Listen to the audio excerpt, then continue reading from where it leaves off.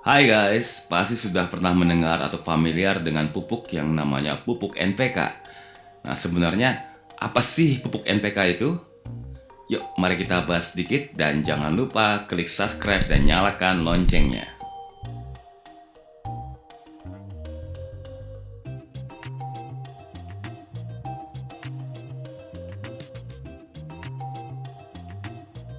Pupuk NPK adalah pupuk tanaman yang sudah banyak dikenal oleh banyak orang, khususnya para pecinta tanaman. Akan tetapi, bagi masyarakat awam, masih banyak yang belum mengerti apa sebenarnya NPK itu. Dari namanya, NPK itu adalah singkatan, di mana N adalah nitrogen, P adalah fosfat, dan K adalah kalium, di mana ketiganya itu merupakan unsur hara makro yang sangat dibutuhkan oleh tanaman. Sesuai dengan namanya, NPK, di mana ada 3 unsur hara. Oleh karena itu, NPK sendiri merupakan jenis pupuk majemuk.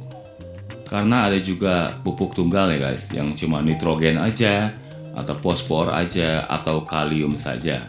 Dan di luar sana banyak sekali varian dari pupuk NPK itu sendiri. Dan biasanya, selain unsur hara makro, beberapa produsen pupuk juga menambahkan unsur hara mikro seperti klorida, boron, besi, mangan, kalsium, magnesium, sulfur, tembaga, seng, dan lain-lain. Dan semuanya diatur oleh produsen untuk berfungsi dengan baik. Jadi dijual dalam paketan, jadi kayak kalau makanan tuh kayak seperti combo gitu ya. Jadi ada combo 1, combo 2, combo 3. Dan setiap paket tuh berbeda-beda unsurnya. Ada yang nitrogennya tinggi, ada yang fosfornya tinggi, atau kaliumnya rendah. Nah, itu yang harus diperhatikan di situ ya guys ya.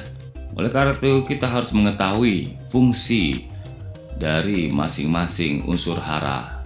N gunanya untuk apa, P gunanya untuk apa, dan K gunanya untuk apa, sehingga kita bisa memilih pupuk NPK yang mana yang kita butuhkan sesuai dengan kondisi tanaman yang sedang kita tanam. Pertama-tama kita membahas mengenai nitrogen.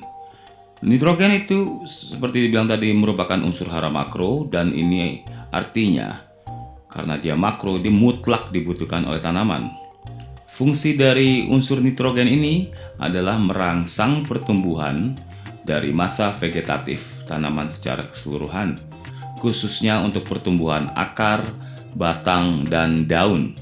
Selain itu, juga berperan dalam pembentukan zat hijau daun atau klorofil, dan ini sangat penting untuk melakukan proses fotosintesis dan akan menjadikan tanaman lebih hijau. Juga pertumbuhan tanaman secara keseluruhan menjadi lebih cepat serta meningkatkan kandungan protein pada hasil panen.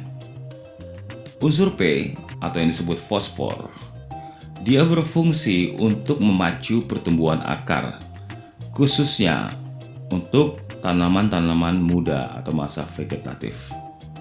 Juga memacu perkembangan jaringan dan merangsang pembentukan bunga dan pematangan buah. Dan di mana itu terjadi nanti pada saat atau disebut masa generatif ya guys. Nah di sini pernah lihat kan ada pohon tanaman yang daun doang nggak ada buahnya.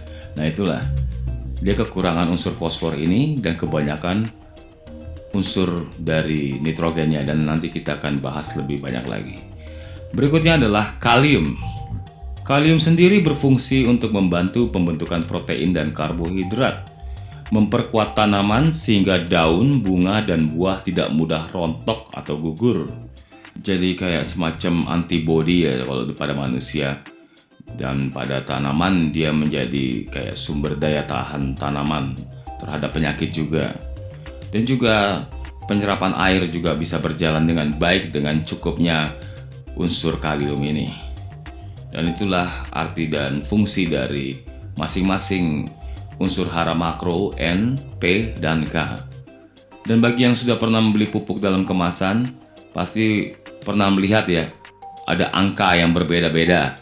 Di situ ditulis ada yang 1616, 16 ataupun 1509 atau 18. Nah, itu apa sih? Nah, di sini saya kasih contoh pupuk dari Pak Tani ya.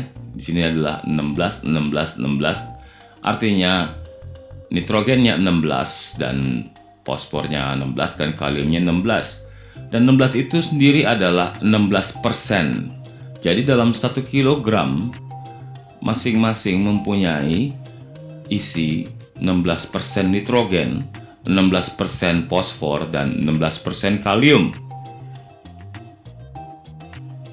Setelah mengetahui kegunaan dari ketiga unsur hara makro tersebut, apa yang terjadi pada tanaman bila kekurangan salah satu unsur hara makro tersebut? Bila kekurangan nitrogen, pertumbuhan tanaman berjalan lambat, tanaman kurus dan kerdil, daun hijau kekuningan, dan ini merupakan tanda yang paling bisa dikenali kalau kekurangan nitrogen. Biasanya dimulai dari daun paling bawah ya guys, di mana daunnya berubah menjadi kuning semuanya termasuk urat daunnya. Dan bila kelebihan unsur nitrogen, pemupukan jadi kurang efektif dan tidak efisien, sehingga produksi biji-bijian berkurang, hanya menghasilkan daun saja. Dan ini sudah sering dialami oleh banyak orang. Mereka bingung kok nggak tumbuh-tumbuh buah, padahal masalahnya itu karena terlalu banyak unsur nitrogen pada tanah. Dan bila terjadi kekurangan unsur fosfor, yang terjadi adalah seluruh warna daun berubah menjadi lebih tua dan sering tampak mengkilap kemerahan. Jika tanamannya berbuah, buahnya pun akan kecil, mutunya jelek, dan akan cepat masak. Dan bila terjadi kekurangan unsur kalium, daun tua akan mengkerut dan keriting. Pada daun akan timbul bercak merah kecoklatan, lalu daun akan mengering dan mati. Buah pun tumbuh tidak sempurna, kecil, mutunya jelek, hasilnya sedikit, dan tidak akan tahan disimpan.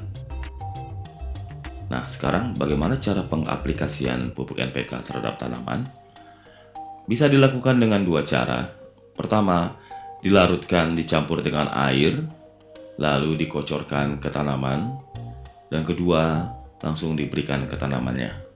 Mengenai dosis pemberian, ada tertulis di packingan masing-masing pupuk, tapi lebih disarankan untuk menggunakan dosis di bawah dari yang dianjurkan, karena lebih sering memberikan pupuk dengan dosis sedikit lebih baik dan lebih hemat daripada sekaligus banyak. Karena kalau kebanyakan juga nanti bisa merusak tanaman dan bisa terlihat dari kondisi daunnya yang terlihat terbakar seperti ini. Oke guys, demikianlah share dari kami. Pantau terus channel kami dan jangan lupa subscribe bagi yang belum dan nyalakan notifikasinya. Dan di video-video kami akan datang, kami akan terus mengupdate mengenai seputar pupuk dan juga permasalahan pada tanaman dan bagaimana cara mengatasinya. Terima kasih.